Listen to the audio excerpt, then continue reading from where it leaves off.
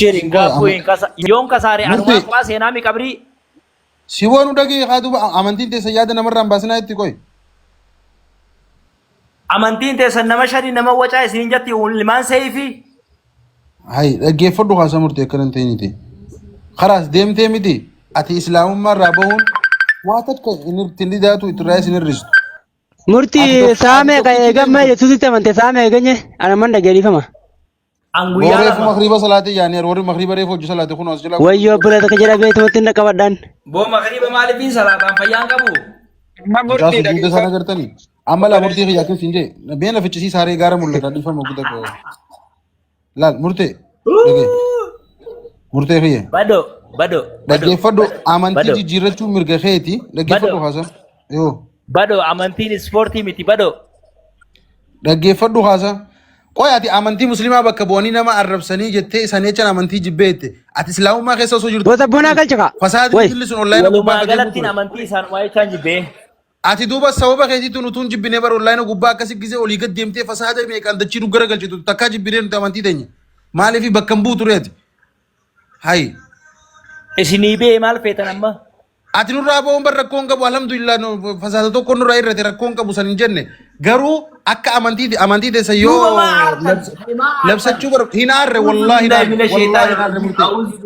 wallahi Yesuus jaalata fayyadde eegubaadha Yesuus na jaalata sis ni jaalata ergamaa rabbii rakkoon qabu ni jaalannaan inni nu jaalate haa ta'u garuu Yesuus ilma Waaqayyoo tokkicha fannifame.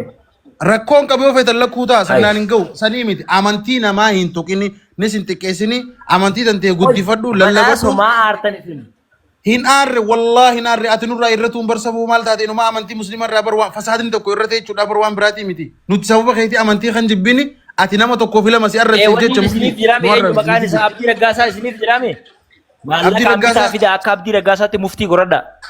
Aboo qaanyidha nama obboleessa keenya laa ilaaha illallah khaleessa qabate tajaajiluu qabna malee maal taate ati amma akkanatti kara lallabaa keessanii kara keessan ni hammattuun kara keessan kara akkitti ni hamtu kana dhagaye bado. oo Kara keenya isin yaamuu hin barbaachisu warri jiruun egaa. isinuu ni geessan jechuudha. Yaaboo murtii hayyee maama beeroon lagi maama beeyan. Mee koy gaara mul'ata ni jirta. Yaa nin jira carraa. Mee jarraa fuddume. Maama beeyan ol naana kaa yaaboo. Koy murtii koy sirba nuti hin beekne deefimaa jennu. Nuti abbileeta kan jiraan hin dhufne. Amantiin adda adda taanu dhiigaan tokko. Raajii tokko isiniif duumee kan isin wajji haasoo. Illee ol baasii murtii ilaali. Ani akkana Gaara mul'ata. Gaara Gibadoo. mul'ata. Obboloo kiyya guutaa maama beeyan wayi dubbatu deeman saa. Ni turre naaf jechuun. Ani jechuma lama sadiin jaallatu namni dubbatu. Murtii ani si hubadhaa gareen akkana wal ijaartee binti Islaamii fi bin Islaamiin tuni nama maraachitii dhugaadhaa. Akka nama musliimaa tokkotti you are still my brother karaa Oromummaatiin siifin kabaja itti fufiinsi hin jaa galatooma. Akkasii ati duraan hedduu dubbattu anillee wanni dubbachuu barbaadu. Ijoolleen teenya keessattuu ta'a musliimaa jechuudha nama dheessitanii nama faagaan baasinaadha. Yoo deemes deeme jeemi itti dhiisa. Yoo deemes haa deemu san isaa beekaa. Arrabaa fi nama xiqqeessuu fi yaa haa deemu ergamaa keenya biratti deeme ergamaa keenya salaamuudhaaf deeme Yesuus ergamaadha arraas boruus iftaanis ergamaadha. Jala muritan. Jijjiirratti tokko isa kan lammaffaa irratti maal amantaa sanirraa oo hubatteeti amantaa sanii oo kitaaba isaanii fuula meeqa dubbifteeti mee fuulli kamtu keessa baayibila kam qaraateeti baayibila kam keessaa oo lakkoofsi meeqa eegaa baayibilli kun akkuma quraanatti aayaata qaba mee aayaata baayibilaa kamtu sii galeeti eegaa akka gartee waaqni tokko waaqni gartee Iyesuus akka waaqa ta'e maaltu irraa sii galeeti amantaa ta'e tana jijjiirratte nutti himee waan gaarii ta'e nullee itti yaami ni dhufna kara keeti mee waan nu amansiiftuun nu him dhugaan baan. Gaafii kana isa kana naa deebise kaan itti deemna haasoo keessa dhawataa amma dura kana naa deebise. Jalqabarratti Yesuus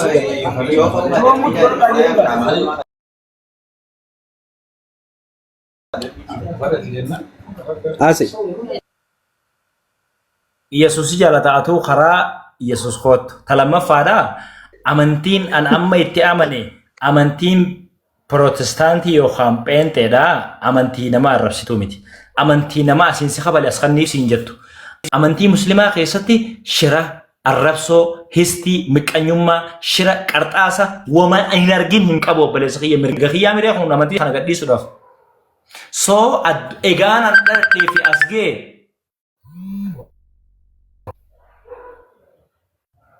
Lagoo jirta? Yoo na dhageesseef fuuluma kana naan jee. Qadir murtii dha amantaa gidira. Hagaan as ga'ee fi amma dhagee amantaa jijjiirra ni barbaadan. Okay, thank you. Habira amantii nama arrabsine isnii wajjin jannata seenurra jara sanii wajji yoo azaabni jiraate azaaba seenuu filadhe obboleessa kee. Okay, deebiin kee kanuma? Kanuma Okay, galatooma. Carraan kiyyaa malee namni tokko narraan tuqin. Hayyee obboleessa kiyya. An amma laal akka amantaa keenyatti nama tokko ni gorsita. Wanni nama an akka muslima sirraa qabu ati obboleessa muslimaa kakaleessaati. Si gorsuu yoo si gorsuu dhage. Okay.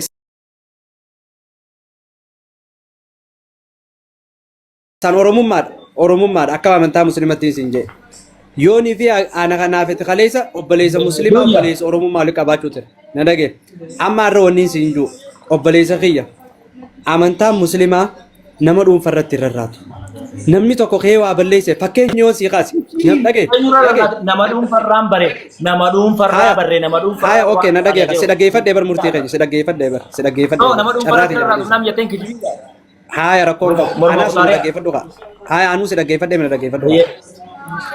Tokko amantaa muslimaa nama dhuunfarratti irraatu. Tokko isa kana lammaffaarratti yoo gartee nama arrabsuuf nama jeequu ta'e namni amantaa Pheenxee hordofu bakka namni hulbataa fi shiroo gurguratu deemeeti Nabi Muhammad nama kanaati inni gartee nama sobaati akkanaati jee amantaa namallee tuqaa amantaa isaa barsiifata kanammoo viidiyoo yoo barbaadde dhibbaan sii fida namni sana ammoo maqaadhaaf na dhageeqa mee na dhageeqa yeroo takka namni amantaa Pheenxeedhaa barsiisu san haya ishi haya okay rakkoon qabu booda naa himtaan dhagee namni amantaa Pheenxeedhaa hordofu hedduun amantaa isla ofii barsiisee fi hinjaa amantaa Hogutak. ayya Lagi ya hadis. Oh ya, so itu wal kabutna. Why amantaa Pheenxeerraa nagaafachuun barbaada? Barsi gaafadheetiin anis waa'ee kee deebii kee dhaggeeffadhe anis deebii dhiyeessii kan barbaada. ni barsi murtii gutoo kiyya dhagee haasa. Murtii. mee miira kee isaa bee murtii wallaahi yoo haarallee qabaatte mee haara kee isaa bee. Obsaa mee murtii. Angadiin bu'aa dhagee. Dhaggeeffadhu gaa. Waa'ee amantaa Pirotestaantirraa nagaafachuun ni barbaaddanii badoo? Galatooma. Isin warra Muslimaatiin warri asirra jirtan hundi keessan. Murtii asi gaafachuun barbaadu ani yaada kophaatiin qabaa. Badoo fe. Awwa mataan. Hoggutak. Isin hundi Muslimaa. Waa'ee kiristaanaa si gaafachuun barbaadu. Qoy badoo. Waa'ee kiristaanaa si gaafachuun barbaadnu. Waa'ee islaamaa si gaafachuun barbaadnu. Qoy murtii. Dabbal diisiin. Laki badoo hundi su qoy. Badoo yaada kee qabu yaada kophaatiin qabaa. Qoy gaati gini gaafata wajji turtanii. Yoo wajji turan jechuudha. Murtii carraa Badoo dura kiyya. dhuunfanne kaa namaa Yaa anaa dura seene mana kana. Carraa wal duraan kan murtii. Yoo akkas ta'e anaa dura seene kana. anaa dura seene hunda dura hidhaa Wallahi billahi anaa seene dura. Qoy anaa seene isinuudhaa seene. Dabboon akka murtii. Isinuudhaa Dabbal kiyya naa seene. dabarsu obboloo kiyya naa Sidis. dabarsu. Qoy si dabarsaayya. Takkumaan jee si dabarsaan. Murtii jabaaddu itti fufi. Walii gala walii gala. Amantaan Dabboon akka murtii. Akka ajaa'ibaa walii galu. qoy gutaka qoy. Amantaan agendaan ta'u. Amantaan qoosaan ta'u. Amantaan lallaban Aboo ta'u. ajandarran jiru obboleessu. Qoy gaa. Baay'ina haasa'u jira. Freedom peace. Indee yaadana maa baas reeti. Walumaa galatti amma ati jabaaddu. Dhaggeeffachaa jiru akkamitti yaada kee baasa? Murtii bara sirgeeffekaa turre. Si qoy. No, muutiin godina irraa kaasa. Moderatorri digiraatara ta'u keessaa. Hin qabu moditara wallahi. Qoy gutaka. Modita. Anaa kaasaa qoy moditara. Moderatora keessatti baasii disire kon qabu. Laali amantaan girrisaallee hin qabu. Gandaallee hin qabu. Qoosaallee hin qabu. Fataallee hin qabu. Maal hin qabu. Amantaa waan ittiin taphatanii miti. Ati garuu itti jabaadhu. Itti fufi. Ammoo Siin jaaladha akkan kasaarre akkan dogoggorre akkan kufne qoosaan sirrii akkasitti hin fakkaanne nagee buli. Jannataan Islaamaa wajji seenuun Akkan azaan gaarii- warra kiristaanaati wajji seenuun filadhe. Garuu akkan kasaarre kan gaabbine adira maanis Hayyee dhagaye murtii. Amma walitti deebina booda shi. Eeg nyaadheen deebi'a. Hiikaa takka naa kan Nyaadheen deebi'a ayyee. Awoo daqiiqaa takka ennee bara. Aboo nyaata nyaadhee deebi'a nyaata si agarsiisu. Yesuus si garsiise kaatiyyattee fi deebii si kan nu barbaade. Sin garsiisa Yesuus jechuun nama bareedu jechuudha. Yesuus jechuun nama qaalii mangisti bulchaa addunyaa. Amantii naaf amantii wal dha'uu deemta narraa dhaabe amma siif gaa chaaw. Chaaw jara kan Yesuus jaalladha. Nama Yesuusitti amanu ammallee. Chaaw. Deebii si kan nu amantanii hin amansiistan haasa'u.